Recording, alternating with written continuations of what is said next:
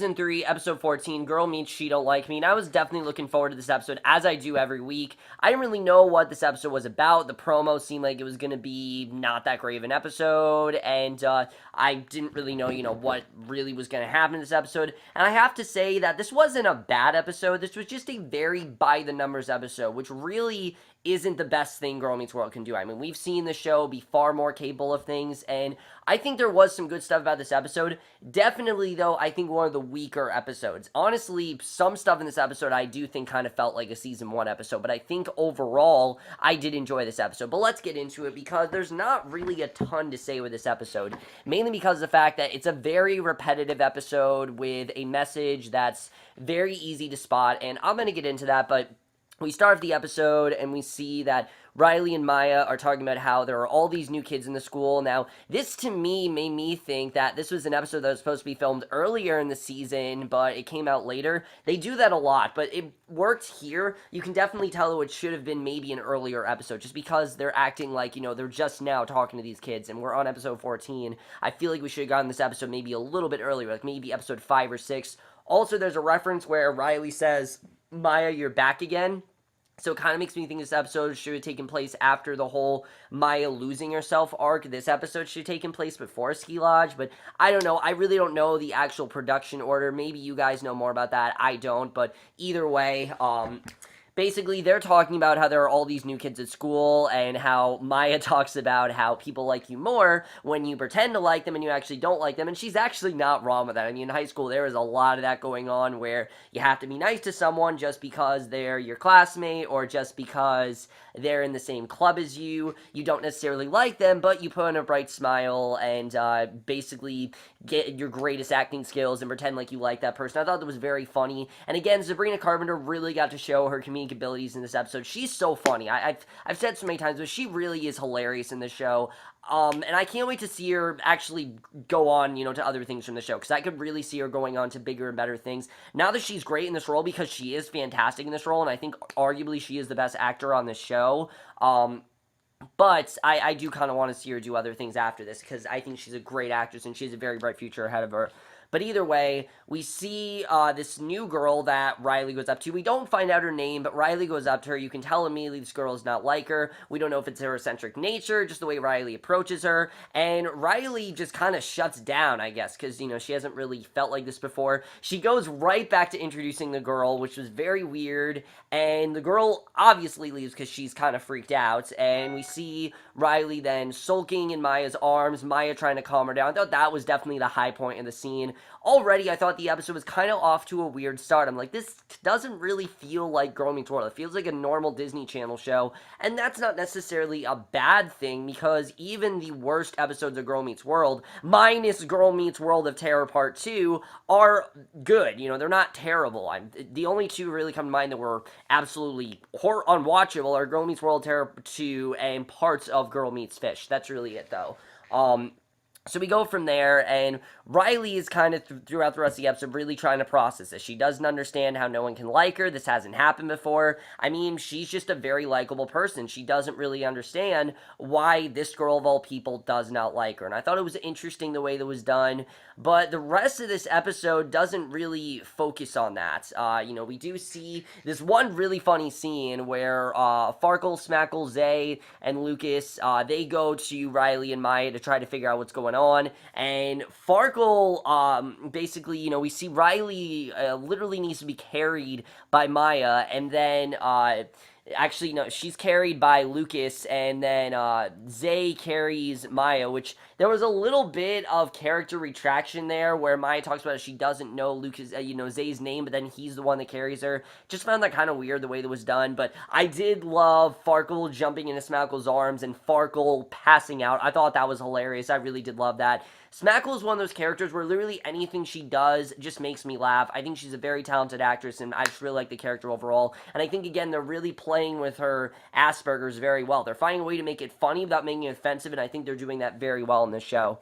So they then go to health class where most of this episode takes place, and right off the bat, Riley does not like the health teacher. He just seems like he's not the right person to do it. He's one of those health teachers that is a gym teacher, and he's not really an actual teacher, so he teaches health, but he's very rough about it, and really just doesn't really sugarcoat anything. Gets right down to it, into the nitty gritty, and he basically just tells it as it is. And Riley's not want a teacher like that. She wants someone who is like Corey, that's, nice and sweet and really helps them and kind of dances around things a little bit. And I thought that part of the episode was definitely very interesting, with her wanting a more, low-key type teacher and less of someone that's just, very rough around the edges and very gruff and things like that, like this teacher is. I actually really like this teacher, though, because we really haven't had a teacher like this before who is so abrupt and just to the point and isn't really a nice teacher. He definitely seems like he's a nice guy, but at the same time, he's very different than other teachers we've seen. I kind of wanted to see a little bit more of him, but right off the bat, Riley's not happy with this. She goes home, she complains to Corey and Topanga about it, which by far, then we get to the best part of this episode.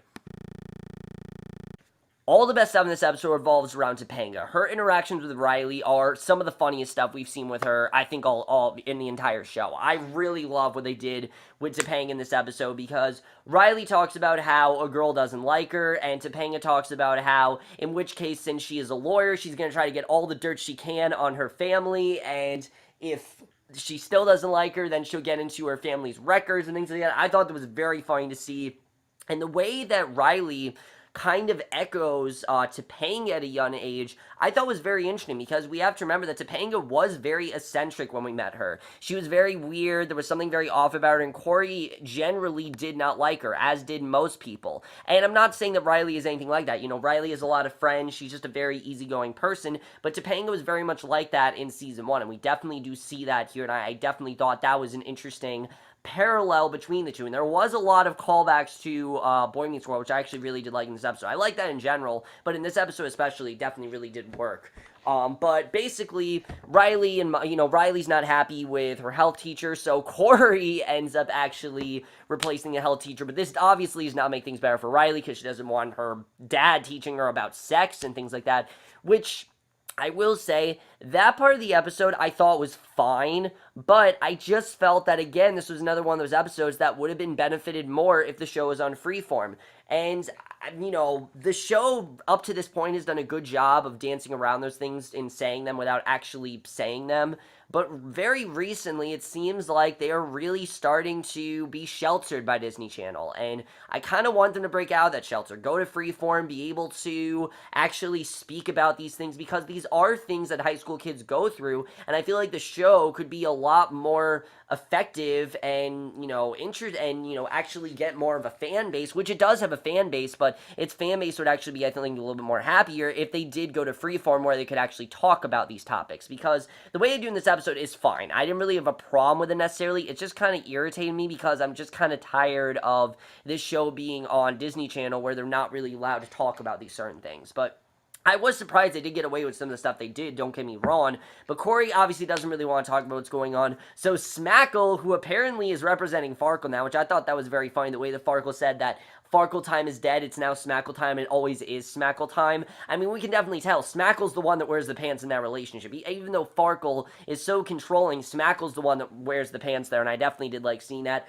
Her getting up in the front of the class and just basically explicitly stating everything going on with sex, them muting her, I thought was very funny, and I thought it was very interesting just seeing the way, she was talking about. You could tell, obviously, what she was talking about, but basically, this is something that Riley and Maya, you can tell, really aren't ready for, and it is kind of an abrupt transition. I mean, it's not really, because in middle school you know about this stuff, but definitely in high school, once you get to it, I mean, it is very much a rough transition. Now, I can't really say the show depicted it wrong, but in my school, I know, the way that we do it is we have sex ed actually in senior year, so I don't know if all high schools do that, but that's what we do, so I can't really say that the show did it wrong, but, I mean, I don't know if all high schools do that, but that's at least what we do. So, in that sense, yes, but I do think the show kind of depicted it pretty well.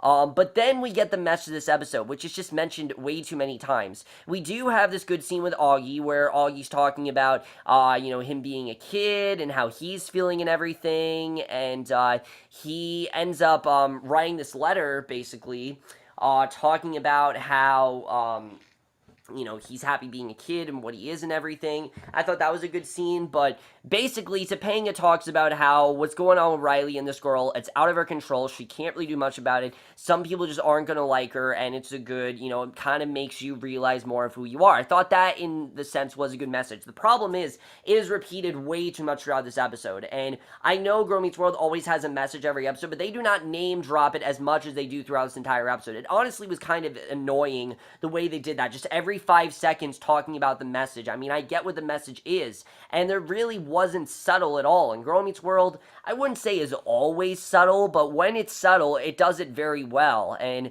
I feel like they can do a lot better than just explicitly stating the message and basically shoving it down our throats the whole episode to the point where I didn't need to hear about it every 10 seconds. I mean, I could very well tell what they were trying to do. The message of the episode, if you guys couldn't tell, which should be easy to tell because it was shoved down our throats, is that some things are just kind of out of your control. This girl does not like Riley. We don't know why. I kind of wanted to find out the reason why, but we never really do, and I kind of wanted to find out what that was, but it's not really in Riley's control. She can't really do much about it. This girl just doesn't like her, and Riley needs to move on from that. And when I did really like the scene, though, where Augie does make that letter about, how he's how the age he is now and how things are okay for him, and Corey talking about how when you're 10, 11, things are great, but then once you turn 12, that's when you start to question yourself, and it doesn't go away. It's honestly kind of a scary thing knowing that does not go away, but you evolve as you get older, and it starts to become less and less, and I love the scene where Riley said,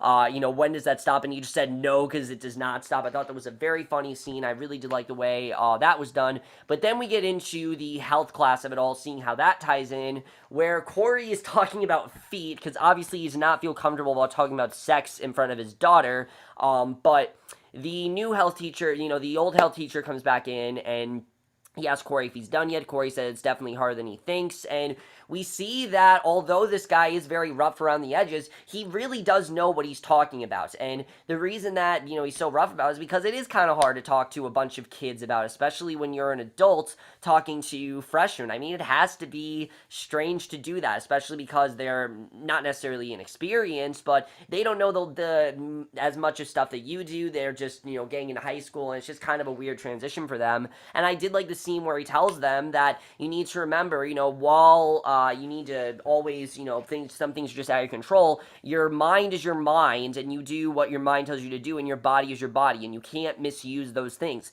That, I think, is a very relevant message, definitely for high schoolers. I mean, especially when it comes to making good choices, such as parties and sex and things like that. And I thought it honestly was really surprising to me how they were able to have a very subtle mention of teen pregnancy in this episode, with the scene where he talks about how just, do what you want, but make sure that when there is another one of you, make sure that is way far down the line. Because we know he's talking about teen pregnancy, and the show didn't try to hide that at all. That is a good example of how good the show is when it comes to certain mature themes. But again, I feel like they could have gone a little bit more in depth with it if they would move the show to freeform, which I do think would just benefit it a little bit. However, I did really like the ending of the episode. Riley has this let go ceremony where they basically let go of all these balloons, and she says how they'll let go of a lot of things, but they'll never let go of their friendship. I thought that was a very well done scene. And I did like the ending where she goes to that girl, and the girl says she still doesn't like her, but she says she likes her. I kind of wanted a little bit more of a reason as to why she didn't like her, because I feel like it could have been a little bit more of character development for Riley, with her being like, alright, this is something I need to work on, or it's the best thing about me. That would have been a little more interesting if we actually found out why that girl didn't like her, and Riley thinking that's the bad thing about her, but then realizing that that's the best thing about her, that the thing that the girl doesn't like about her is actually the best thing about her, because it's the thing that makes her different from everyone else. That would have been a little more interesting, but what we got was fine. I just kind of wanted to know the reason why she didn't like her. It just felt kind of like they didn't really know where to go with that, but we get to the end of the episode, we see that Riley is watching Mr. Googly with everyone, and we see that Topanga actually ended up going into the girl's credit card information, and basically end up doing all this stuff to their credit cards, and she leaves because she knows it's her fault. I thought that was a very funny ending overall. I definitely did like the way that was done, but that's basically it for the episode. Like I said, very by the numbers, basic episode, but let's get into it overall. There's not really much to talk about with this one. I think that it was a simple plot, and They did a good job with it. The problem with this episode to me is that I just felt it was a little too over the top. A lot of the jokes actually did not work here. And that's very rare for me to not laugh when Girl Meets World, which I think is particularly a funny show. A lot of times it does make me laugh. And there definitely were a few times where I laughed.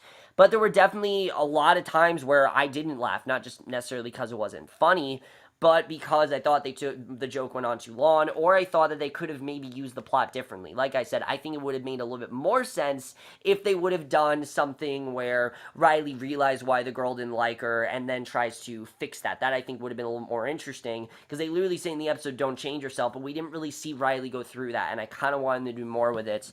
Other than that, though, I thought this was a good episode, not a great episode. I thought the message overall was good. I just wish they didn't shove it down our throats as much. But let me know what you guys saw of this episode. Again, I don't have much to say about it because, again, it was a very by-the-numbers episode. That's my review. Hope you guys enjoy it. We'll see you guys in my next video, which will be for the series premiere of the TV version of The Exorcist, which we'll see how that is, and we'll see you guys for that. Okay, bye.